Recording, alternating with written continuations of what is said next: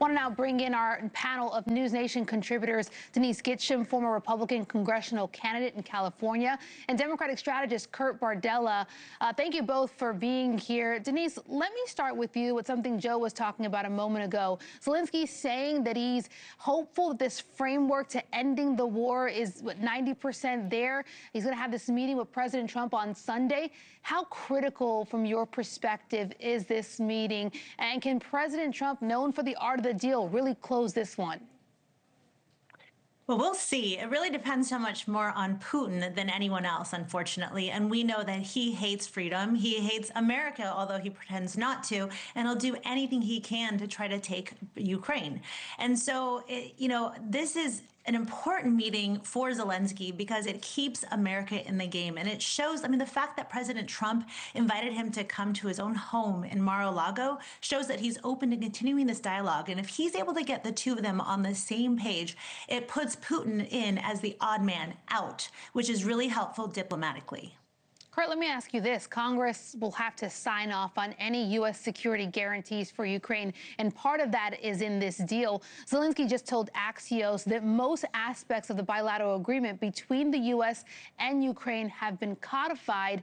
How should Democrats in Congress handle this issue, and do you foresee it being an issue?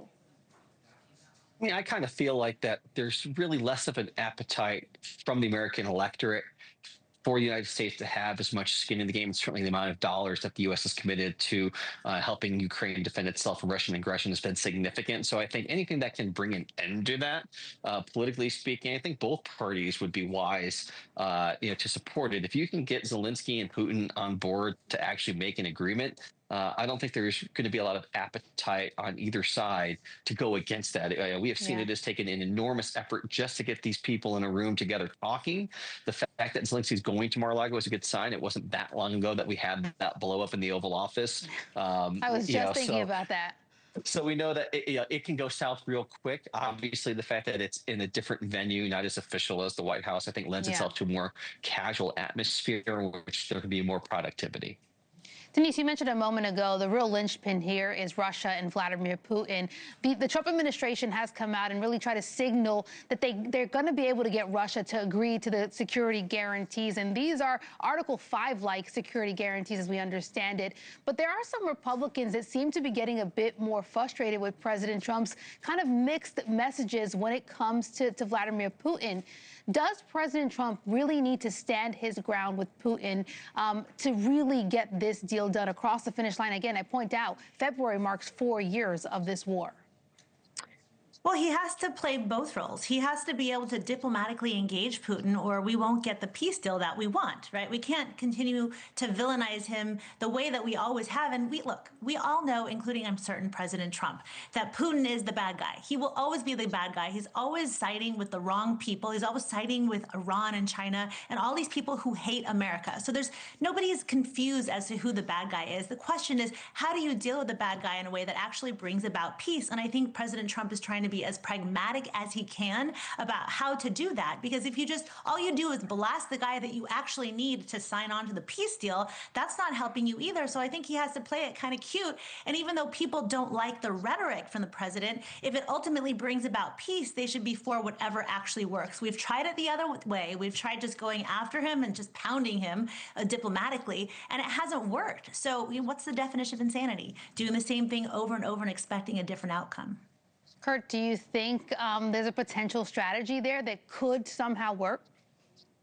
I think that we've seen President try multiple strategies. He's tried to cozy up to Putin and get a deal that way. That hasn't necessarily worked. He's tried to go hard and heavy against Zelensky. That particularly didn't work either. He's expressed his pleasure with Putin at times publicly to see if he can get him more to the table to at least begin negotiating and stop the murder and mayhem.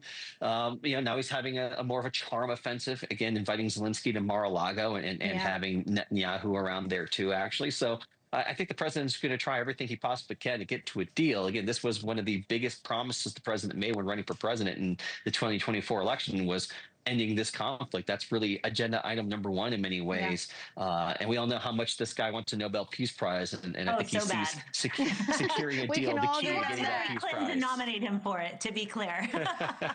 She has said in the past, you know, you get certain peace deal thresholds, and she'd be willing to. Denise, let me pivot to another election, 2020, because there's some recent controversy that's been sparked with that in Georgia in particular. The Fulton County Elections Board recently admitted to mistakenly certifying 315,000 votes cast during early voting. Now, to be clear, Republican Secretary of State Brad Raffensperger says the error did not negate the ballots, adding that, quote, all voters were verified with photo ID and lawfully cast their ballots. This is more of a clerical error at the end of the day that does not erase valid legal votes. But this story getting a lot of attention. What do you make of it? Well, it certainly doesn't, doesn't help, President Trump bring down the rhetoric on election fraud. It certainly doesn't Yeah. help bolster Americans' faith in democracy and elections. And, we all know that there's errors. Look, Kurt and I have been in this game for a really long time, probably longer than we'd like to admit. And we have played the game multiple times on both sides of the aisle for Kurt. We've seen how elections go. Listen, I was involved in the 2020 recount in Florida. I was in Florida watching them handle those chads that were hanging off by a thread. And there's just mistakes that are made in the fog of war. It's part of the political reality that elections are still run by humans. And even when they're run by, machines, there can be mistakes that are made and things can get rigged. So unfortunately, these do not help validate or in any way, shape, or form help us move on from anything that happened in 2020. Yeah, Kurt, to that point, even if there's no foul play here, stories like this really seem to only fuel lingering questions about accuracy and fairness during elections. How do we prevent errors like this from happening again? But I guess more importantly, how do we message this to voters out there to have confidence in the election system?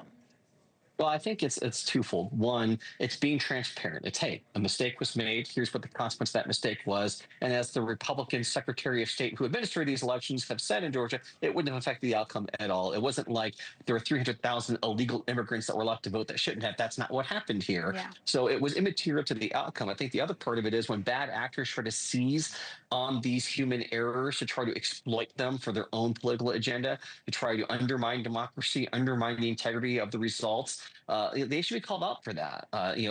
In my opinion, taking information and spinning it and distorting it to try to advance a radical political agenda, which to me, undermining democracy is a radical political agenda.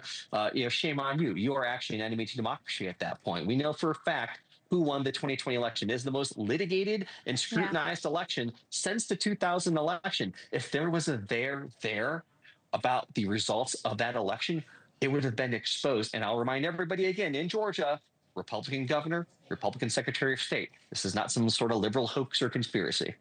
Yeah, I think I agree with you on transparency, and that's why we even highlight the story, even though it was immaterial, just being transparent with the viewer, with the voter. This happened. It didn't have an impact on the election, but you should know about it. Denise and Kurt, really appreciate your time and insight. Denise Gitcham, Kurt Bardella, thank you for joining us.